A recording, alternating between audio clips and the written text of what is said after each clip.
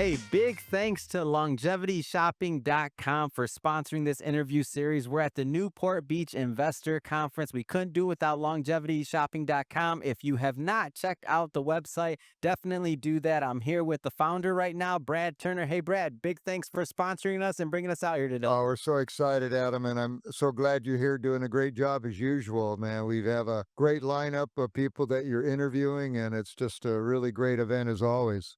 LongevityShopping.com. Check it out. Hey, I'd like to welcome you to another episode of Mission Matters. My name is Adam Torres, and if you'd like to apply to be a guest in the show, just head on over to missionmatters.com and click on Be Our Guest to apply. All right, so today I am in Newport, California, and I'm at the Newport Beach Investor Conference. And let me tell you, one of my favorite events every single year. I do not miss this. If you haven't been, you got to come next year. And my guest was just on stage a little bit ago, and we're going to get into his company, what he's up to. Is he raising? Is he not raising? Let's get into it. Michael, welcome. Hey, thank you, Adam. All right, so I understand you were speaking a little bit ago. Like give us some background. I did. We had a application that we made to the Newport Investor, and we're accepted to present. So it's a great honor to be here to present. And I presented our company, Axcess Instruments, in a way that the audience could understand it. So your background, and maybe get into Axcess Instruments a little bit more. I'm a general surgeon, board certified. I do general surgery and laparoscopic surgery. I have 32 years of experience. I work in Tyler, Texas. Yeah. That's the place that I lived. I've lived there for a long time.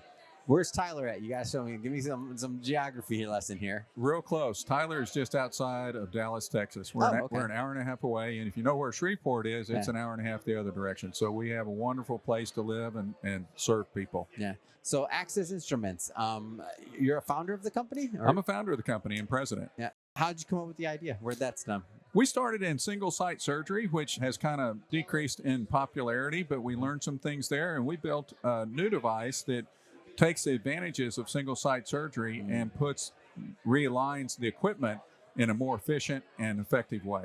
So getting back to your presentation, give us a little bit more about the ask. What was the opportunity for investors? We were looking for $2.2 million in exchange for 20% equity. And what would you be doing with that? That money is going to go to begin the process of an FDA prototype. We already have a working prototype, and then we'll be working on testing of that, which takes some time, followed by a 510K FDA application. And then it will also go on to lead up a parallel business model to build beside, so that when we get through the FDA, that we're ready to go operational and manufacture. Yeah. And so when you originally, I like to always, this is one of my favorite things about doing this show is I love when somebody is very, has a lot of education, a surgeon or maybe other professions where you were in school for a long time. I feel like not everybody goes the entrepreneurial route or starts other companies once they're in those modes. So when somebody like yourself uses your skill set to take the entrepreneur route as well, it's interesting to me. I'm just curious, were you always entrepreneurial, or like how'd that come about? Like to cross over and to be able to do that piece of it too? Because I know, not all of your colleagues do this. Like they won't. I understand. And I am not for better or worse sometimes, right? I'm not particularly entrepreneurial, Okay. but I do surgery, and I started my practice, and that has a lot of things that you need to put it together. Yeah. So it's almost being entrepreneurial, a way to serve people and make a living is what we're trying to do.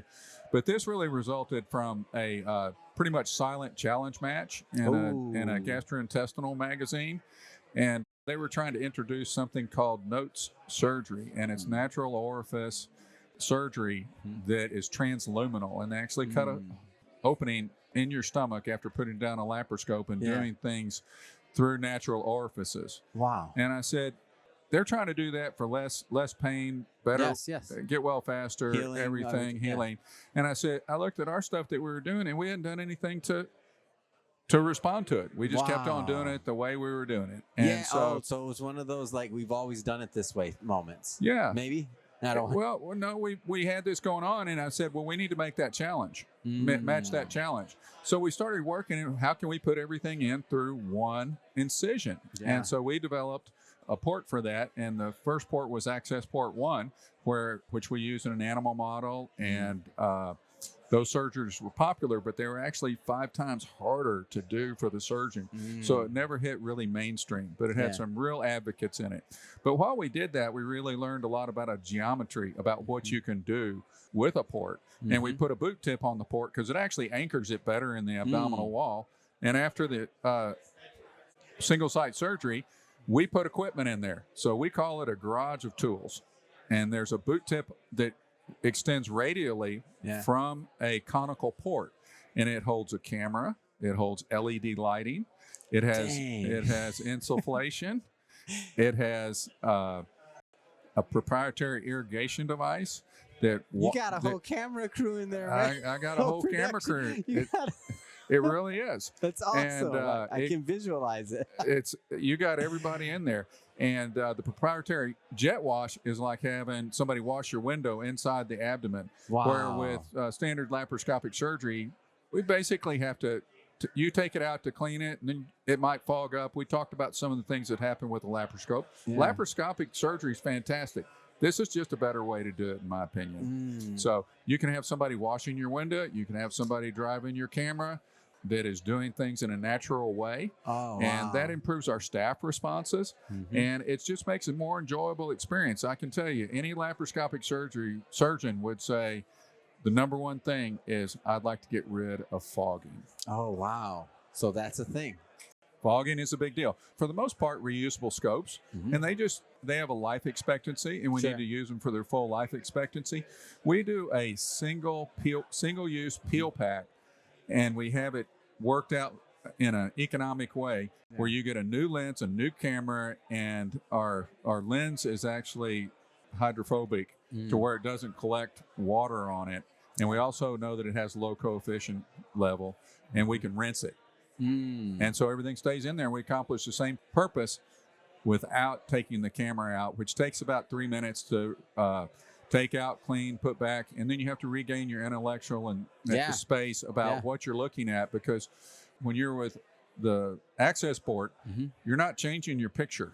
It's in the same place. You can watch it happening, and so you don't have to take it out and reacquire. So it's not moving, It's not moving. If you look at the actions of the brain, it takes more time than people think to reacquire an image of what you're looking at. And you can see it right here. You can start looking at something. And I'm going to give the simple example. You're looking at something, your cell phone rings, you look over, then you go back and you're like, what am I looking at for that? That's that time for, that's my simple example. Is that wrong? No, that's a great example. It's the human body. I mean, and that's what we do. So we give you a 4K picture, which is absolutely beautiful. I showed that in the program here. But we're collecting data to form a foundation for artificial intelligence so we can get into advancing how you look at things in the abdomen, where you can actually have a camera following you. The interesting thing also with our device is it doesn't move. We don't have any moving parts. We move electronically. And that's just a great leap. That's from cool. where we are now. It's all physical movement. This is all electronic movement. And then you can take that data and put it into a data stream and a data building as you're working toward more AI projects. Oh, man, that's cool. And as you're describing this thing, I can't help it. What is that? That Inside Out? Might be Pixar or something. I'm picturing the washer, they're cleaning the scope. I couldn't help myself, Michael. I had an Inside Out moment. Well, it's basically all gets done for you without taking it out, and that just keeps the sequences, the operation, and a good workflow pattern. The single use is quicker to turn the room. That's what we call it. We call it room turnover. But it's a peel pack, and to take it off, you just take it out and single use and discard it. Interesting. And I know that you have a workable prototype, and now you're looking at the next things that it can actually be used. As you've been just kind of, let's say, sharing or socializing the idea, the concept among your peers, among the community, what's been the response? Well, everybody likes something that's easier to do. That's what I'm thinking. It's just like, if you could remove those things for me, I'd say thank you very much. Yes. And so that's really what we want to do. We want to serve patients with a good result. We want to move the facility speed. I'd like to see it increase. And it can with decreasing the turnover times, decreasing the surgery time, and decreasing the time to set up for the next case. Amazing. All right, Michael, last thing I want you to do is I want you to look into the camera, and if somebody's watching this, a lot of business owners, executives at home, investors as well, if somebody wants to learn more about the investment opportunity or connect with you and your team, how do they do that? We're on the net. I have a LinkedIn page, and also M. Norton at accessinstruments.com. Fantastic. And for everybody watching, just so you know, we'll definitely put the links in the show notes so you can just click on the link and head right on over. And speaking of the audience, if this is your first time with Mission Matters and you haven't done it yet, hit that subscribe or follow button. This is a daily show. Each and every day, we're bringing you new content, new ideas, and hopefully new inspiration to help you along the way on your journey as well. So again, hit that subscribe or follow button. And Michael, thanks again for coming out. Adam, Appreciate thank you. I appreciate it. Enjoyed visiting with you.